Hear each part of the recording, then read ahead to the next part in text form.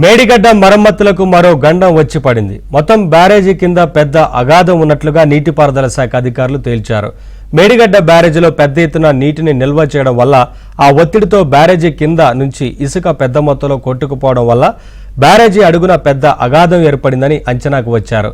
ఆ అగాధం size 12,000 cubic మీటర్ల నుంచి 15,000 క్యూబిక్ మీటర్ల వరకు ఉండొచ్చని ఇటీవల నిర్వహించిన గ్రౌండ్ పెనిట్రేటింగ్ రాడార్ టెస్ట్ ఆధారంగా ప్రాథమిక అంచనాకు వచ్చారు. అంటే కొత్త సచివాలయం సైజులో 4వ వంతు అన్నమాట. అయితే ఈ అగాధం ఒకే చోట కాకుండా బ్యారేజీ పొడవునా కొన్ని చోట్ల పెద్దగా కొన్ని చోట్ల చిన్నగా ఉంటుందని వేస్తున్నారు.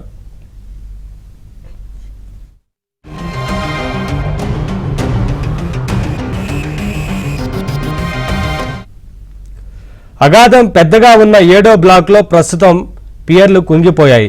ఈ బ్లాక్లోనే 16వ నంబర్ గేటును తాజాగా పైకి ఎత్తడానికి నీటిపారుదల శాఖ ప్రయత్నించగా బ్యారేజీ కింద భూగర్భంలో నుంచి పెద్ద ఎత్తున శబ్దాలు ప్రకంపనలు వచ్చాయి.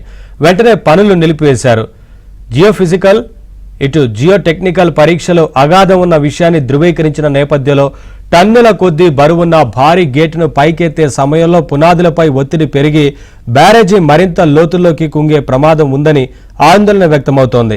శబ్దాల నేపథ్యంలో అగాధాన్ని పూడ్చిన తర్వాతే గేట్లను పైకెత్తే పనులు చేపట్టాలని నీటిపారుదల శాఖ నిర్ణయించింది. నిజానికి ఆనకట్టల భద్రతా సంస్థ బ్యారేజీ కింద ఖాళీ ఉన్న విషయాన్ని ఎప్పుడో ధృవీకరించింది. దాని తీవ్రత తాజా పరీక్షల్లో తెలుస్తోంది.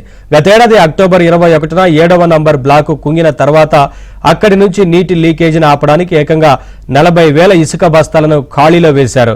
తాజాగా 12,000 నుంచి 15,000 క్యూబిక్ మీటర్ల అగాధం ఉందని అంచనాకు రావడంతో ఆందోళన కలిగించే పరిణామం.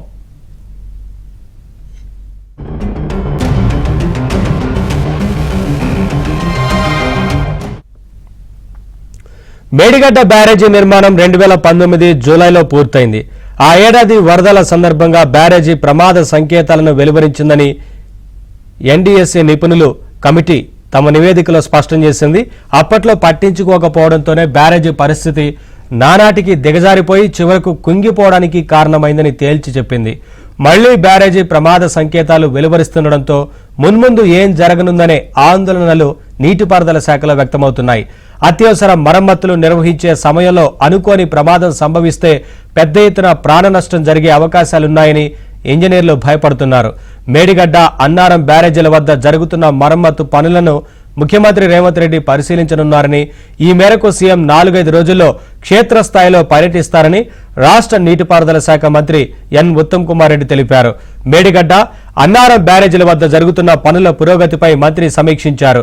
ఎన్డీఎస్ఏ నిపుణుల కమిటీ ఇచ్చిన మధ్యంతర నివేదిక ప్రకారమే మరమ్మతులు జరపాలని, ఈ పనులన్నీ వానాకాలంలోపు పూర్తి చేసి బ్యారేజీని కాపాడుకోవాలని ఉత్తమ్ కుమార్ రెడ్డి స్పష్టం చేశారు.